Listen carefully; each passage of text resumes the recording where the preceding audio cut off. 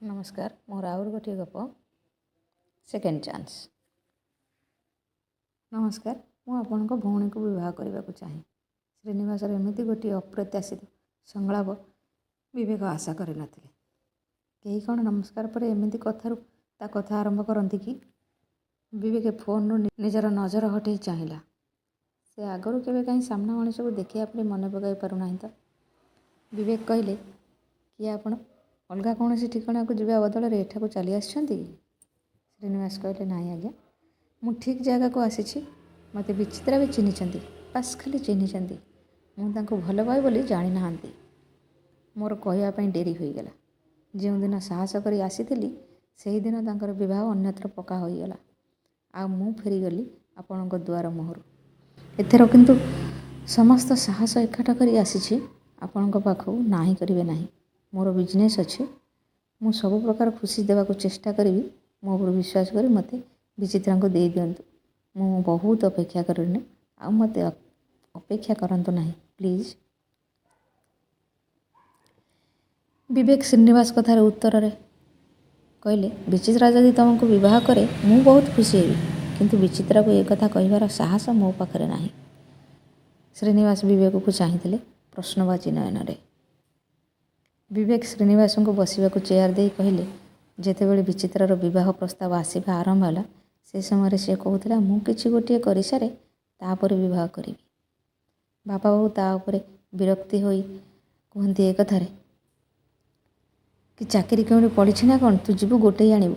मु बड़ होइबी कौन कथा को गुरुत्व दे शुणु नथिली कि किछि कहू नथिली। बाबा सबू करदेवे बोली मु जानी। मलय चार्टार्ड अकाउंटेंट थिले। बापा बोऊ दुहें तांकर अध्यापक अध्यापिका थिले। ननंद गोटे से भी विवाह कर सारी। एमिति प्रस्ताव बापा हाथ छड़ा करने को चाहू नथिले। विचित्रा न चाहिए सत्वे भी तार सेठारे विवाह कर दिगला। मलय दिल्ली रे रहुथिला।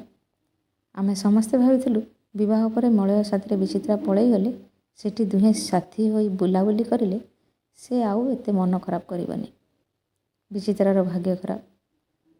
मलय दिल्ली रे रहुथिला किंतु विचित्रा को साथी रे नेउ नथिला। बापा बो एका रहउछंती कहि बहाना करुथिला। सासु एते उग्र जे कहले न सरे। जहा कहती रणचंडींकर लीडर ससुर माइजिया। जेबे मु मलय को फोन करी कहली कि विचित्रा को साथी रे नियो बोली से कहले बापांकर डायबिटीज बोर आंठू गंठी रोग मु केमिति तांको सांगरे आनिबी।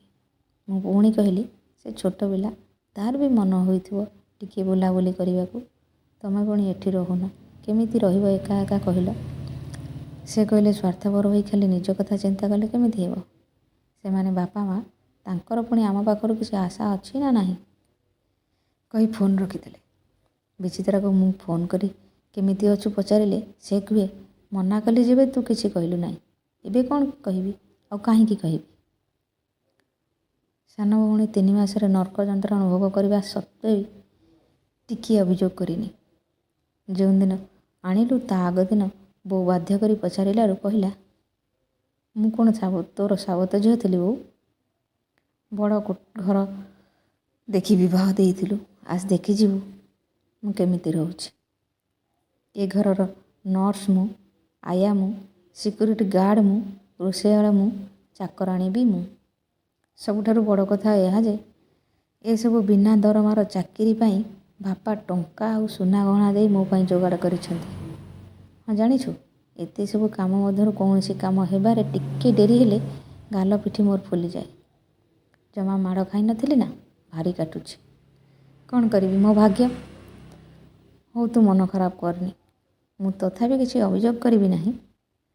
शाशु घरे रहिबी बापा बाछिछंती ना तांको खराब लागिबो किछि कहले। बो आगो को सुनी पारि नथिला फोन रखिदेला। जो कथा को शुणिया पाई धैर्य हेउनी विचित्रा केमिति शोउथिबो के जाने। परदिन विचित्रा घरे आमे पहुँची गलु देखलु तरकारी टिके अलणा होइछि बोली ननद द्वारा से तरकारी विचित्रा उपर को फोपाड़ी। सासु मारिबा को हाथ उठेइछंती तो आमे भीतर को पशिगलु। आमको देखी रहीगले। बिना वार्तालाप विचित्रा को नहीं आसी समस्त ना एफआईआर देलु। जना पड़ा चार्टार्ड बाबूंकर दिल्ली रे भरापूरा संसार अच्छी। एबे तांको परिवार समस्ते जेल रे। मो भौणी मो पाखरे କାହିଁକି କେଜାଣି ବିବାହ ପୂର୍ବ ଦିନମାନଙ୍କ ପରି ମୁଁ ତାକୁ ସାମ୍ନା କରିପାରୁନି। ସେ ଅବିବାହିତ ବିଚିତ୍ରାର ନାଁ ଗନ୍ଧ ଏ ଶାଶୁଘର ଫେରିଥିବା ବିଚିତ୍ରା ପାଖରେ ନାହିଁ। ଯେମିତି ମରିନି ବୋଲି ବଞ୍ଚିଛି ନିୟମରେ ଚାଲୁଛି। ବାପା ବୋଉ ଓ ମୁଁ ନିଜକୁ ଦୋଷୀ ଦୋଷୀ ମାନି ତା ସାମ୍ନାରେ ଚଳୁଛୁ। ଆମର ଆଉ କୌଣସି ଅଧିକାର ନାହିଁ ତାକୁ କିଛି କହିବା ପାଇଁ, କିମ୍ବା ସାହସ ବି ନାହିଁ। ତମେ ମୋତେ ଯେମିତି କହିଲ ତାକୁ ବି ଯାଇ ସେମିତି ପଚାର। ସେ ଯଦି ହଁ କରିବ ଆମଠାରୁ ଅଧିକ ଖୁସି କେହି ହେବେ ନାହିଁ। ଶ୍ରୀନିବାସର 3 ବର୍ଷ ଚାଲିଗଲା କେବଳ ବିଚିତ୍ରାକୁ ଦେଖି ଦେଖି। କହିବାର ସେ ଟିକି ସାହସ ଟିକକ ଏକାଠି କରିପାରିଲା ନାହିଁ। ଆଜି ଏମିତି ଗୋଟିଏ ବିପରୀତ ପରିସ୍ଥିତିରେ କେମିତି କହିପାରିବ ଯେ ବୁଝିପାରୁନଥିଲା। ବିଚିତ୍ରା ପାଖରେ ପୁଣି ନାହିଁ କରିଦେବାର ପରିସ୍ଥିତି 90% ବେଶୀ। ଆଜି କିନ୍ତୁ ଶ୍ରୀନିବାସକୁ ଲାଗୁଥିଲା କି ତାକୁ ସମର୍ଥନ କରିବାକୁ କିଛି ଲୋକ ତା ପଛରେ ଅଛନ୍ତି। ଆଉ ଏବେ ସେ ନିଜେ ବି ସମର୍ଥ। ଏବେ ନୁହେଁ ତ କେବେ ନୁହେଁ। ବିଚିତ୍ରା ବିବାହ କରିବା ପରେ ସେ ଭାବିଥିଲା ବିବାହ କରିବ ନାହିଁ। ଏବେ ବିଚିତ୍ରାକୁ ଦେଖି ପୁଣି ଆଶା ଗଜୁରୁଛି। ତାକୁ ମରିବାକୁ ତ ଦେବନି। କି ଡର ଲାଗୁଛି କିନ୍ତୁ ଡର ଦେଖେଇବ ନାହିଁ। ବିଚିତ୍ରା ରୁମ୍ ଆଡ଼କୁ ଶ୍ରୀନିବାସ ଗଲାବେଳକୁ ସେ କବାଟ ଖୋଲିଦେଲା। ଶ୍ରୀନିବାସକୁ ଦେଖି କହିଲା, ତମେ ଏଠି କ'ଣ କିଛି କାମ ଥିଲା କି? ବିଚିତ୍ରାକୁ ସାମ୍ନାରୁ ଦେଖି କିଛି କହିବା ସେ ଭୁଲି ସାରିଥିଲା ଶ୍ରୀନିବାସ। ବିଚିତ୍ରା ପ୍ରଶ୍ନର ବାରମ୍ବାରତାରେ ସେ ପ୍ରକୃତିସ୍ଥ ହେଲା ନିଶ୍ଚୟ, କିନ୍ତୁ କ'ଣ କହିବ ଜାଣିପାରିଲା ନାହିଁ। କିଛି ସମୟର ମୌନତା ପରେ କହିଲା, ମୁଁ ବିବାହ ପ୍ରସ୍ତାବ ନେଇ ଆସିଥିଲି ତମ ପାଇଁ। ଶ୍ରୀନିବାସ କଥାରେ ବିଚିତ୍ରା କହିଲେ, କାହିଁକି? ମୁଁ କ'ଣ ତୁମକୁ ଅବିବାହିତ ଥିଲା ପରି ଲାଗୁଛି କି?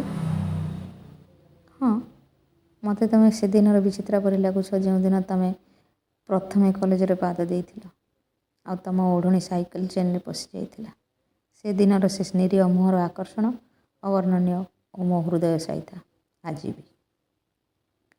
ତମେ ମୋତେ ଯାହା କେବେ ଦେଖିଲ ନାହିଁ। ବିଚିତ୍ରା କହିଲା, ଯାହା କହୁଛ ଟିକେ ବଡ଼ ପାଟିରେ କୁହ, ମୋତେ ଶୁଭୁନି।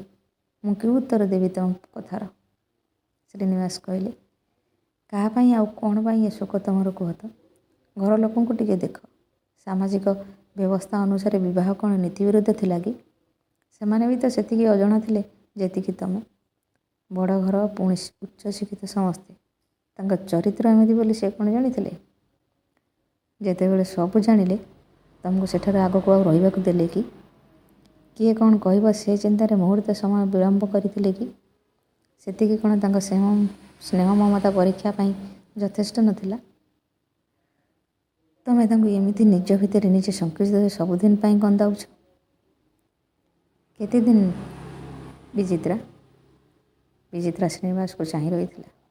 ଶ୍ରୀନିବାସ କହିଲେ, ମୋତେ ବିବାହ କରିନିଅ। ମୋ ସହିତ ତମ ଘର ଲୋକ ବି ଖୁସି ହେବେ। ତା ଛଡ଼ା ତମକୁ ଅପେକ୍ଷା କରି କରି ବୁଢ଼ା ହୋଇଗଲେଣି। ମୋତେ ବି ଟିକେ ସଂସାର ସୁଖ ଭୋଗିବାର ସୌଭାଗ୍ୟ ଦିଅ।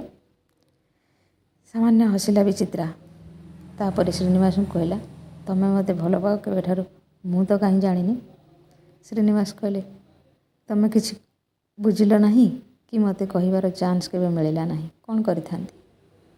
ସମସ୍ତେ ତା ପାଖକୁ ଆସି କହିଲେ, ଯାହା ହୋଇଯାଇଛି ସେଥିପାଇଁ ଆମକୁ କ୍ଷମା କରିଦେଇ ଆଗକୁ ବଢ଼ ମା। ବାପା ବୋଉଙ୍କ ଆଖିରେ ଲୁହ ଭର୍ତ୍ତି ହୋଇଯାଇଥିଲା। ବିଚିତ୍ରା ଲୁହ ପୋଛି କହିଲା, ମୋତେ କ୍ଷମା କରିଦିଅ। ଆଉ କେବେ ଆଗକୁ ଏମିତି ରହିବି ନାହିଁ। ସମସ୍ତଙ୍କର କାନ୍ଦ ଦେଖି ଶ୍ରୀନିବାସ ମଜାଳିଆ ଢଙ୍ଗରେ କହିଲେ, ତେବେ କ'ଣ ମୁଁ ଏ ପରିସ୍ଥିତିରେ ଏହା ଭାବିପାରେ କି ଏବେ ମୋ ସହ ବିଚିତ୍ରା ବିଦା ହୋଇ ଆମ ଘରକୁ ଯିବେ? ସମସ୍ତେ ତାଙ୍କୁ ଚାହିଁଲେ ଆଉ ହସିଲେ। ଆସନ୍ତା ତିଥିରେ ବିଚିତ୍ରା ଆଉ ଶ୍ରୀନିବାସର ବିବାହ। ରହୁଛି। ଭଲ ଲାଗୁଥିଲେ ନିଶ୍ଚୟ ସବସ୍କ୍ରାଇବ୍ କରିବେ। ଧନ୍ୟବାଦ।